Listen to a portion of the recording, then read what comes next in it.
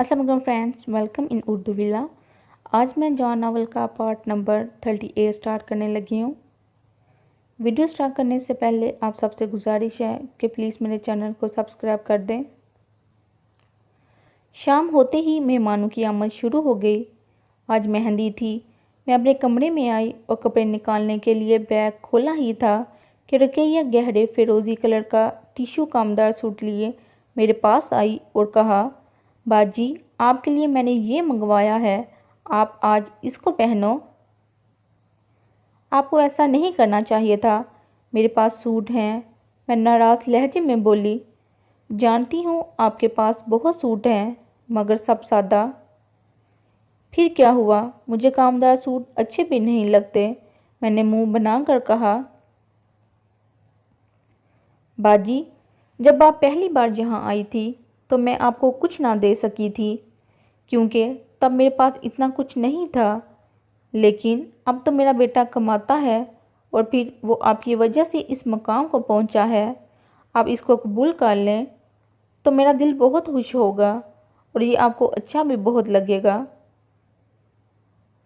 आपा मेरी तरफ से समझकर आप खुद इसको पहन लें। मैंने फिर इनकार किया। ना बाजी, कैसी बातें करती हैं आप। रुकैया ने मोहब्बत से मुझे देखते हुए कहा, ये मैंने आपके लिए मंगवाया है, आप ही इसको पहनेंगी। वो सूट मुझे थमाकर बाहर निकल गई। मैं कितनी देर सूट पकड़े खड़ी रही। बहुत तवील अरसा गुजर गया था। फिरोज़ की मौत के बाद से लेकर आज तक मैंने शोह लिबास नहीं पहना था, मगर ये गहरे फिरोज़ी कलर का हल्के काम वाला टिशू का सूट देखने ही में ही शोख और अच्छा लग रहा था। फिरोज़ी रंग पर सफ़ेद नक्शी काम बहुत प्यारा लग रहा था। मैंने रुकैया की मोहब्बत का ख्याल करते हुए वही सूट पहनने का फ़ैसला किया। लिबास बदलने के बाद मैंने पफ लगाया और फिर लिपस्टिक लगाकर बालों की चोटी बनाकर बाहर आई तो शादाब दरवाजे के करीब अकेला ही खड़ा था। मुझे देखकर फ़ौरन मुड़ा और बाहर निकल गया। मैं सहन में आई तो रुकैया मुझे देखते ही कहा, बाजी नज़र ना लगे, आज आप बहुत प्यारी लग रही हैं। और मैं मुस्कुरा दी। प्यारी तो मैं हमेशा से थी, बकौल अजरा के हुस्न के सिवा और रखा ही क्या है मुझ में। रुकैया की भाभी ने ना सिर्फ तारीफ़ की बल्कि पकड़कर अपने कमरे में ले गई और एक तलाई सेट निकालकर ज़बरदस्ती मुझे पहना दिया, ये कहते हुए, और सब ठीक है लेकिन जेवर की कमी थी। मैं चाहने के बावजूद इनकार ना कर सकी कि वो लोग मेरी बात मानते ही कब थे, अपनी मर्ज़ी कर रहे थे। मैं जेवर पहनकर बाहर निकली तो मीना ने भी तारीफ़ की और मैं राबिया की भाभीयों की तरफ बढ़ गई। राबिया अभी तक न आई थी। मालूम हुआ मेहंदी लेकर हम उनके गांव ही जा रहे हैं, इसलिए वो वहाँ से शामिल हो जाएगी। फिर सब जाने के लिए उठ गए। मैं, रुकैया और मीना एक साथ बाहर आए। औरतें गाड़ियों में बैठ रही थी। शादाब एक तरफ खड़ा बेबाकी से आने वाली लड़कियों को देख रहा था। रुकैया मुझे और मीना को लिए ज़हीर की पिकअप की तरफ आई। पहले मुझे बैठने का कहा, फिर मीना भी मेरे साथ ही आगे बैठ गई। चूँकि अभी औरतें बैठ रही थी इसलिए ज़हीर ने गाड़ी नहीं चलाई थी। शादाब हमारी गाड़ी से परे एक दूसरी गाड़ी से टेक लगाए खड़ा था और बातें करने के साथ साथ कह के लगा रहा था। अचानक उसने ज़हीर को आवाज़ दी तो ज़हीर दरवाज़ा खोलकर बाहर निकलकर शादाब के पास चला गया। शादाब कुछ देर बाद मेरे करीब आ बैठा और बैठते ही गाड़ी चला दी।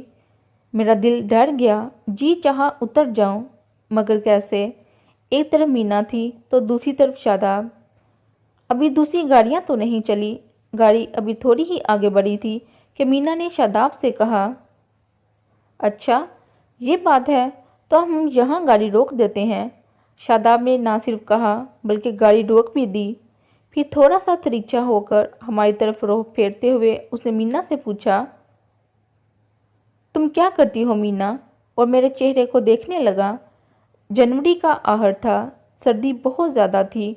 उसके बावजूद शादाब के खौफ की वजह से मेरे चेहरे पर पसीना आ गया था। किस कदर करीब था वो मेरे, जानबूझकर और भी हो रहा था। पढ़ती हूँ। मीना ने नज़रें झुका रखी थी। पता नहीं क्यों। कौन सी क्लास में? वो ज़रा सा और इधर को झुकते हुए बोला और अपना हल्का सा बोझ मुझ पर बल्कि मेरे कंधे पर डाल दिया। मेरा जी चाहा कि उसके जिस्म का ये हिस्सा काट कर फेंक दूं जो मेरे साथ उसने लगा रखा था, मगर मीना मेरे साथ थी। गाड़ी में पीछे दूसरी औरतें भी बैठी थी। सो सब्र का घूंट पीकर बैठी रही। गाड़ी में इधर उधर सिरकने की ज़रा सी भी जगह ना थी। अचानक ही शादाब ने मेरे कान के पास सरगोशी की। बहुत प्यारी लग रही हैं आप, नज़र ना लग जाए मेरी। उसकी बात सुनकर मैं दांत पीसने के सिवा कुछ ना कर सकी, जबकि मीना बता रही थी मैट्रिक में हूँ और इस साल ही 9वीं पास की थी। शादाब न जाने की सोच में गुम था, कुछ ना बोला। मीना खुद ही बता रही थी इस साल मैट्रिक के बाद पेशावर कॉलेज में दाखिला लूँगी, जहाँ पहले अम्मी पढ़ाती थी। अरे गोली मारो पढ़ाई को। अचानक शादाब बुरा सा मुंह बनाकर बोला, पढ़ाई में क्या रखा है? ज़्यादा पढ़ लिख कर लड़कियां आज़ाद हो जाती हैं और खुद मुख्तियार भी। तुम सिर्फ मैट्रिक करना। उसने मुझे देखते हुए मीना से कहा, फिर चौंक कर मुस्कुराने लगा। जेब से रुमाल निकालकर मेरी तरफ बढ़ाते हुए आहिस्ता से कहा, इस सर्दी में आपके चेहरे पर यह शबनम के कतरे क्यों? क्या मैं साफ करूं या? और इस डर से कि वो ये जुर्रत कार ही ना गुजरे, मैं उसका रुमाल पकड़कर चेहरा साफ किया। सफ़ेद रुमाल पर मेकअप के निशान लग गए, खासकर लिपस्टिक के। मैंने चेहरा साफ करके उसको देखा और मुझे ही तक रहा था। मैंने अनजाने में पर्स खोलकर रुमाल रखना चाहा तो शादाब ने पकड़कर अपनी जेब में रख लिया। इतने में दूसरी गाड़ियां भी पीछे से आकर हॉर्न देने लगी तो शादाब ने सीधा होते हुए स्टीयरिंग संभाल लिया और गाड़ी स्टार्ट की, लेकिन वो अब भी मुझसे लगकर ही बैठा हुआ था। कमीना, इस वक्त बड़ी मोहब्बत हो रही थी मुझसे, जबकि सुबह कॉफ़ी गिराकर बरनाल भी ना लगाने दी थी। मुझे गुस्सा तो बहुत बेहद आ रहा था, मगर वक़्त ऐसा नहीं था कि खुलकर उसको कुछ कह सकती। गाड़ी जैसे ही लड़की वालों के घर पहुंचकर रुकी, शादाब फिर मेरी तरफ झुकाया और उसने हाथ बढ़ाकर गाड़ी हमारी तरफ का दरवाज़ा खोला और अपना मुंह मेरे चेहरे के करीब करते हुए एक गहरी सांस लेकर पीछे हट गया। दरवाज़ा खुलते ही पहले मीना उतरी। मीना के उतरते ही मैंने भी जल्दी से उतरने की कोशिश की तो मालूम हुआ मेरा दुपट्टा पीछे रह गया है। मैं जल्दी से मुड़कर देखने आई कि कहाँ अटका है, लेकिन वो किसी चीज़ में नहीं अटका था। शादाब ने उस पर अपना हाथ रखा हुआ था।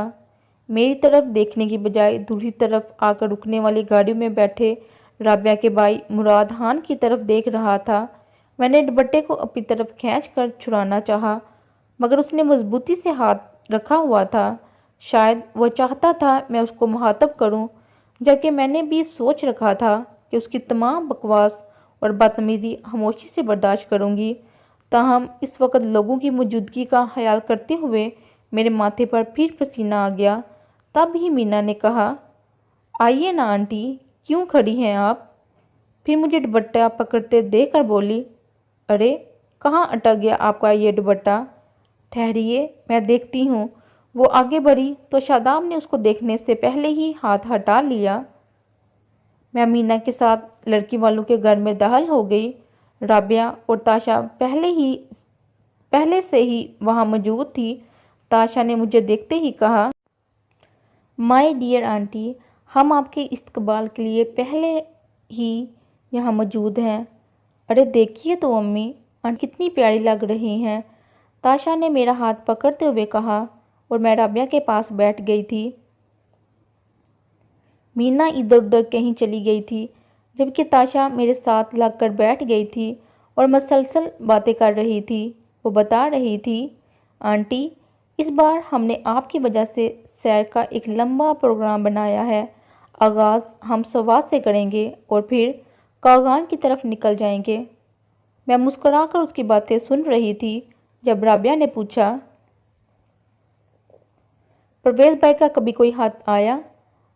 अब कहाँ आएगा? पहले तो सिर्फ घर बदला था, अब तो कॉलेज और शहर भी बदल गया, मैंने आम से लहजे में कहा, लेकिन दर हकीकत मेरा दिल दुख गया था।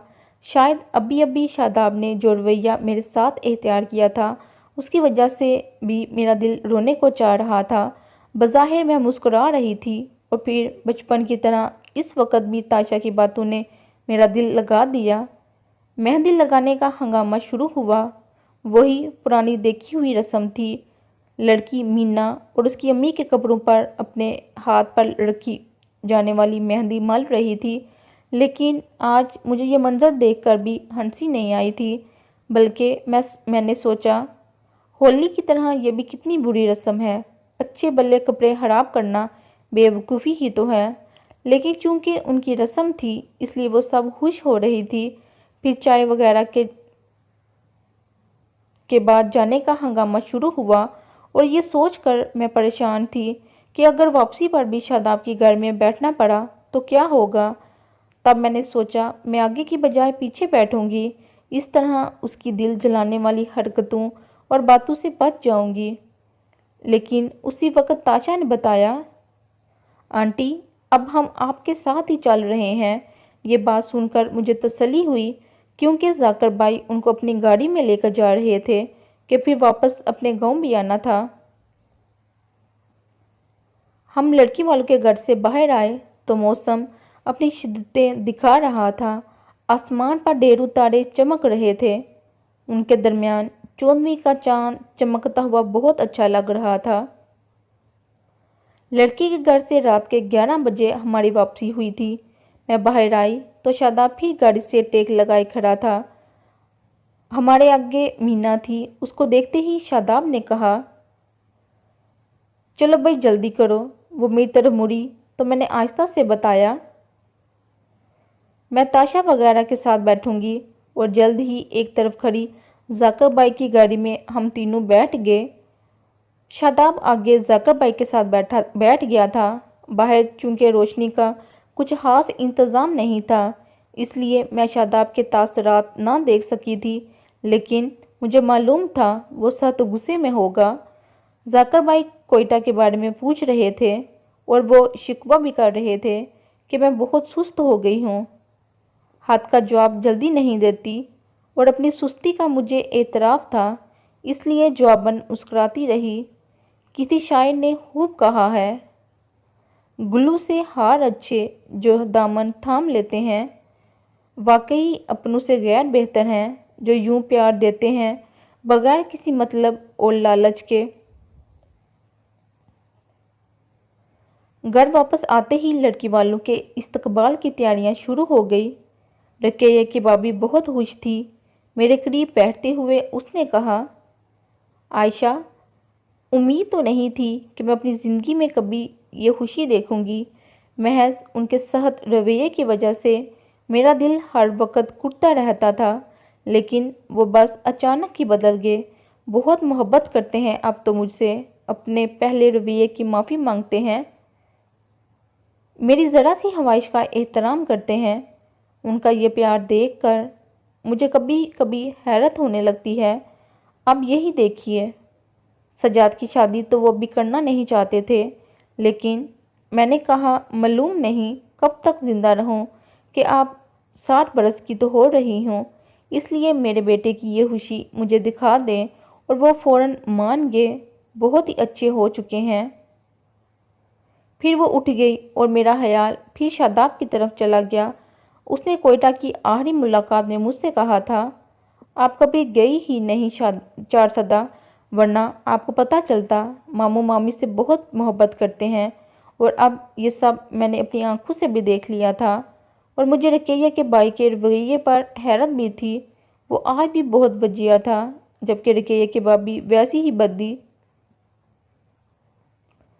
और ये शादाब मोहब्बत के नाम अब शायद मुझसे नफरत कर रहा था, क्योंकि ज़रा सा भी लिहाज उसकी नज़रों में ना रहा था।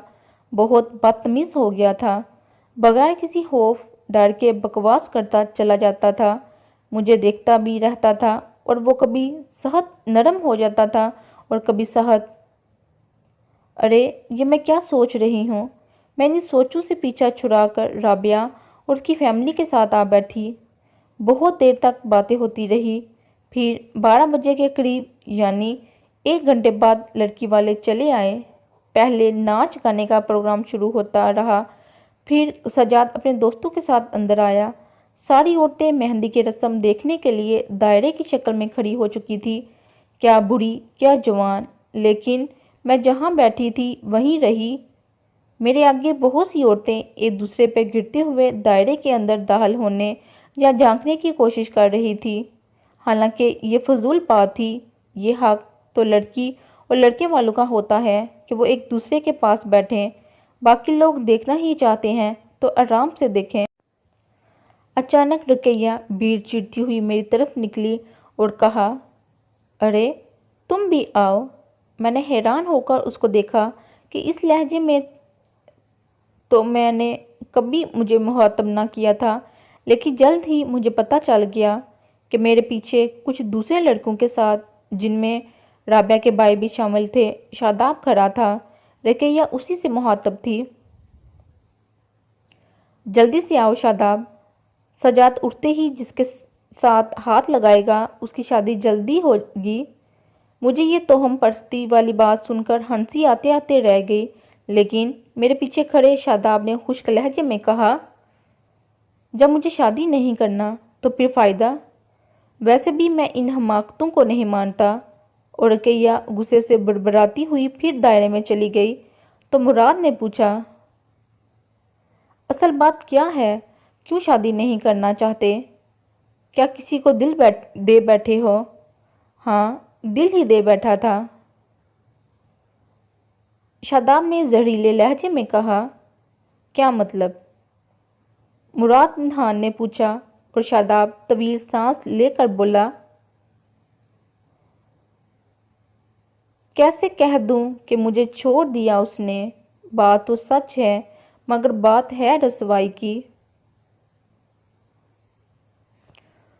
او تو یہ بات ہے، وہ تمہیں چھوڑ چکی ہے تو تم بھی اس کو بھول جاؤ۔ آپا بہت پریشان رہتی ہیں تمہارے لیے، مراد کہہ رہا تھا۔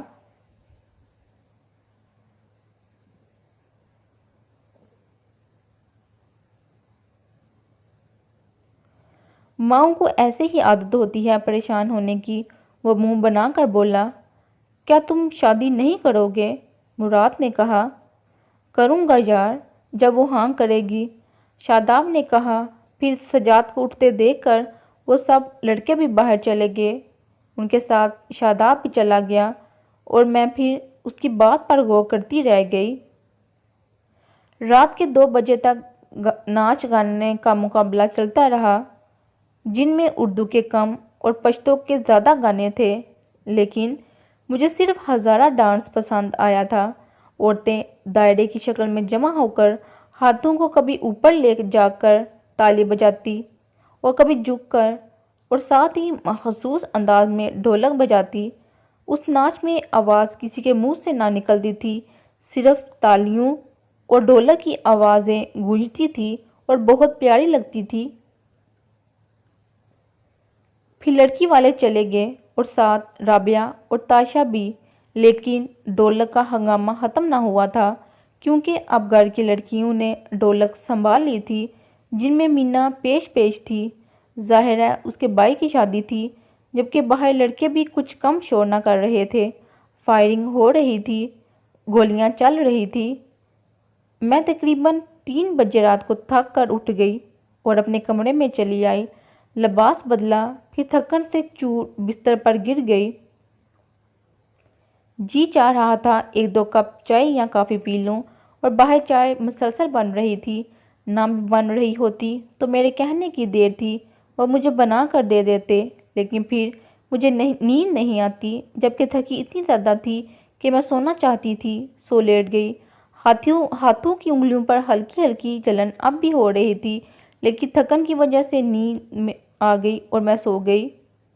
پتہ نہیں کتنا وقت گزرا تھا کہ مجھے نیند میں محسوس ہوا جیسے میرے قریب آ کر کوئی لیٹا ہو۔ میں نے نیند سے آنکھیں کھول کر دیکھا تو بستر پر میں اکیلی ہی تھی، لیکن جب میں نے آنکھیں بند کرنی چاہی تب میں نے دیکھا شاداب بیڈ کے قریب کھڑا تھا۔